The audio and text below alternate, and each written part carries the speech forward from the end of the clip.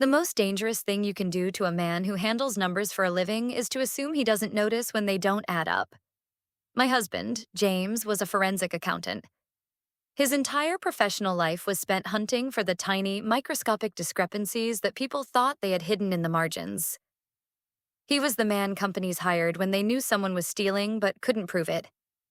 He was patient, he was meticulous, and he possessed a level of emotional discipline that I used to find incredibly attractive, until I began to find it terrifying. Our marriage on the surface was a high-yield investment. We had the custom-built home, the shared investment portfolios, and a social calendar that was perfectly balanced. But after 8 years, I felt like I was just another line item in his ledger. I wanted spontaneity. I wanted someone who didn't need to check a spreadsheet before deciding where to go for dinner. That's when I met Leo.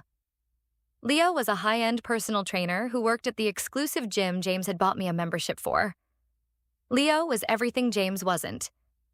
He was loud, he was impulsive, and he lived entirely in the moment. He also had incredibly expensive taste and a bank account that couldn't support it. The affair didn't just stay in the bedroom, it became an expensive habit. Leo liked 5-star hotels, weekend getaways to Napa, and designer watches.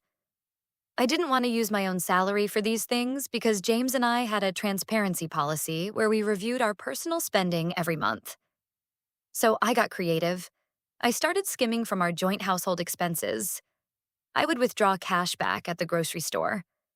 I would over-invoice for home repairs that never happened. I even opened a secret credit card, but I linked the notifications to a burner email. Over 6 months, I had funneled nearly $40,000 of James's hard-earned money into Leo's lifestyle.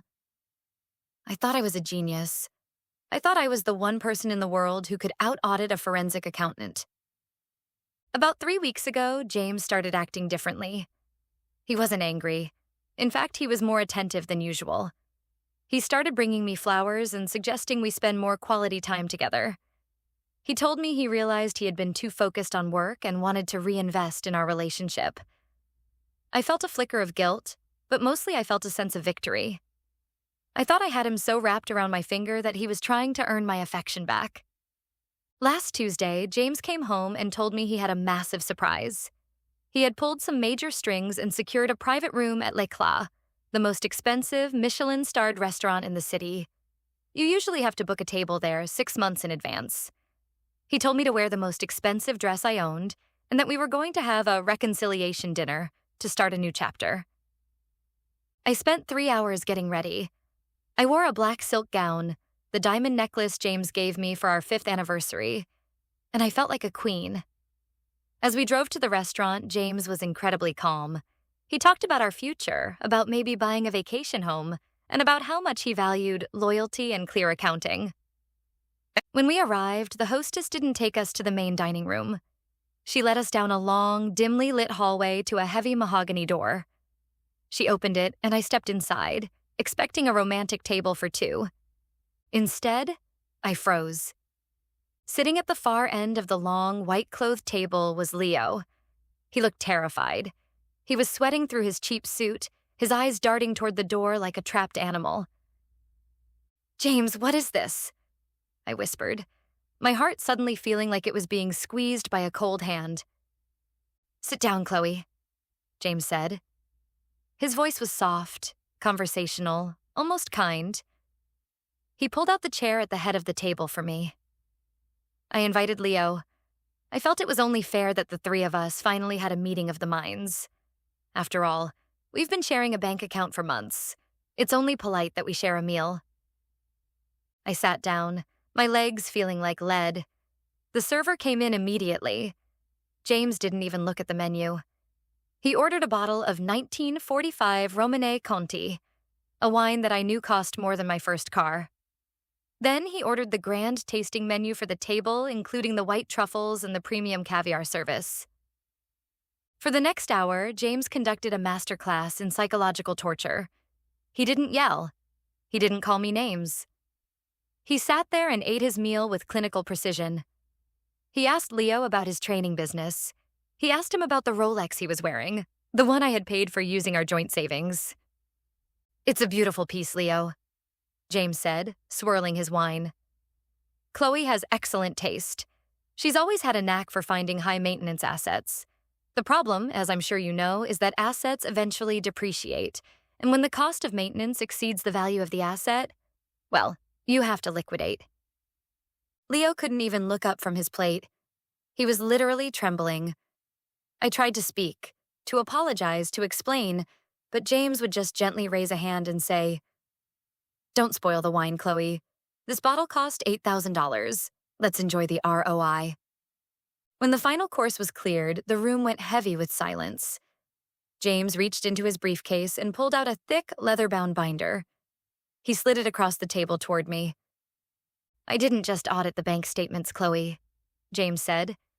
"I did a forensic deep dive into every grocery trip, every home repair, and every wellness retreat you took over the last 6 months. That binder contains every receipt, every GPS coordinate from your car, and every text message you sent to Leo from that burner phone you thought I didn't know about." I looked at the binder, but I couldn't open it. I knew what was inside. "The total amount you've misappropriated from our marital assets is exactly $42,618, James said. He looked at Leo. "And Leo, since you were the primary beneficiary of those stolen funds, you are legally an accomplice to grand larceny." Leo's face went pale. I didn't know it was stolen. She said it was her money." "Ignorance isn't a line item, Leo," James replied. James stood up and adjusted his suit jacket. He looked at me with an expression of utter indifference. "I've already filed for divorce. The locks on the house were changed 20 minutes ago. All of your belongings have been moved to a storage unit outside of town. I've frozen all the joint accounts, and I've notified the credit card companies that the secret card you opened was fraudulent." He looked at the server who had just entered the room with the bill. James took the leather folder containing the check, but he didn't put a card inside. He just looked at the total. $3,400, James noted. He looked at Leo, then back at me. "Since the two of you are so fond of spending my money, I figured I'd give you one last chance to do it. Only this time, you'll have to find a way to pay for it yourselves." James leaned down and kissed me on the cheek. His skin was ice cold. "The reservation was under your name, Chloe, so you're the one the police will come for when the bill isn't settled. Good luck with the restructuring." He turned on his heel and walked out of the private room. The heavy mahogany door clicked shut behind him. I looked at Leo. He was already standing up, looking for a back exit, but there wasn't one. He looked at me, and for the first time, I saw him without the filter of the affair. He looked small. He looked weak. He looked like a man who was about to leave me behind the second things got difficult. "Chloe, I can't pay for this," Leo hissed. "My cards are all maxed out. You have to do something." I reached into my purse to find my phone, to call a friend, to call anyone. But then I remembered. My phone was on James's family plan. As I looked at the screen, the signal bars vanished. A message popped up. "Device deactivated." I sat there in my black silk gown, surrounded by the remnants of an $8,000 bottle of wine and plates of food I hadn't even tasted. I had spent $40,000 to buy the company of a man who didn't even like me, and I had lost the only man who was smart enough to see through it all. James hadn't just caught me. He had audited my soul, found it lacking, and closed the account forever. And as the manager of the restaurant walked into the room with a very concerned expression, I realized that the bill for my choices had finally come due, and I had absolutely nothing left to pay with.